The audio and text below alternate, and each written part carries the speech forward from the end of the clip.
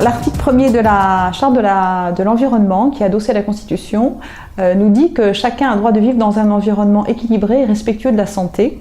Et l'article 2 précise que toute personne a le devoir de prendre part à la préservation de cet environnement-là.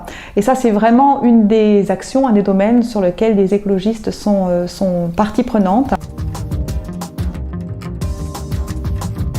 Que peut faire un élu écologiste au Conseil général pour participer à la préservation de cet environnement? C'est agir sur l'alimentation déjà. Dans le domaine de compétences du Conseil général, l'alimentation des collégiens, mais aussi des résidents des maisons de retraite.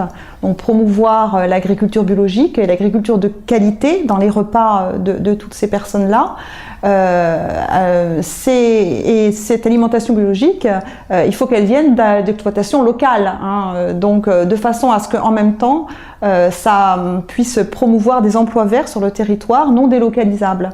Et puis une action du Conseil général dans ce domaine-là, vis-à-vis des collégiens et des résidents des maisons de retraite, ça ne peut avoir qu'un effet d'entraînement sur d'autres collectivités territoriales ou d'autres entreprises qui ont aussi de la restauration collective. Voilà. Ça peut enclencher un système vertueux sur le territoire de la Charente.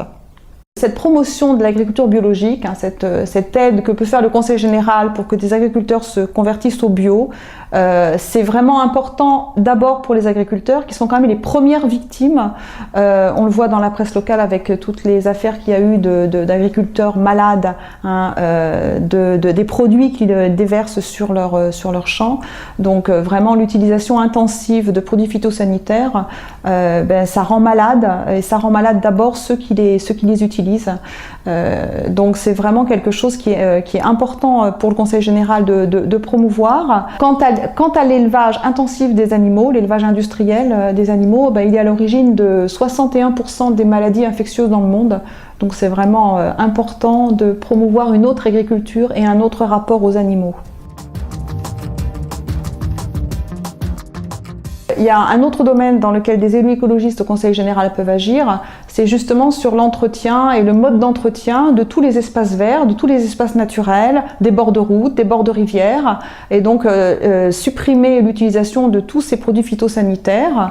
De la même façon, alors il y a ce que peut faire le Conseil général en propre, hein, dans ses compétences-là, mais ce qu'il peut faire aussi vis-à-vis de la population en général, et puisque les jardiniers amateurs, que ce soit pour des fleurs, pour des légumes, pour des fruits, ils utilisent aussi beaucoup de produits phytosanitaires, du moins un certain nombre, et donc une campagne de sensibilisation pour faire connaître les risques et les dangers de l'utilisation massive de ces produits, c'est aussi quelque chose que peut mettre en œuvre le Conseil général et qui doit faire.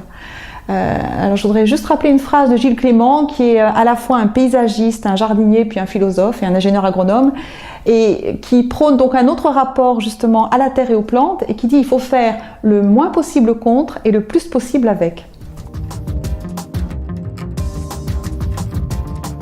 Toutes ces actions-là, elles vont dans le sens de la préservation de la biodiversité, qui est vraiment un enjeu majeur du XXIe siècle. Alors qu'est-ce que c'est la crise de la biodiversité, hein? C'est la réduction des espèces, la diminution drastique du nombre d'individus dans une population d'animaux, c'est la perte de la diversité génétique, c'est l'artificialisation des sols, c'est la déforestation massive, c'est la rupture de chaîne alimentaire. Donc c'est vraiment quelque chose qui est extrêmement important, et le Conseil général peut aider toutes les associations qui travaillent à justement préserver cette biodiversité sur le territoire charentais.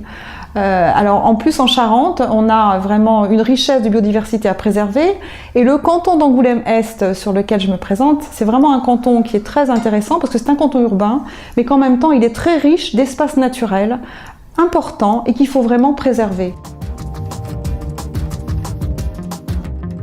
Ce qui est important, effectivement, c'est de retrouver les liens entre nous-mêmes et notre environnement, et de bien voir qu'il y a un lien entre notre santé et la santé de notre environnement aussi, que les choses sont liées, que quand on agit sur l'un, on agit aussi sur l'autre, et que préserver la biodiversité, c'est préserver sa santé.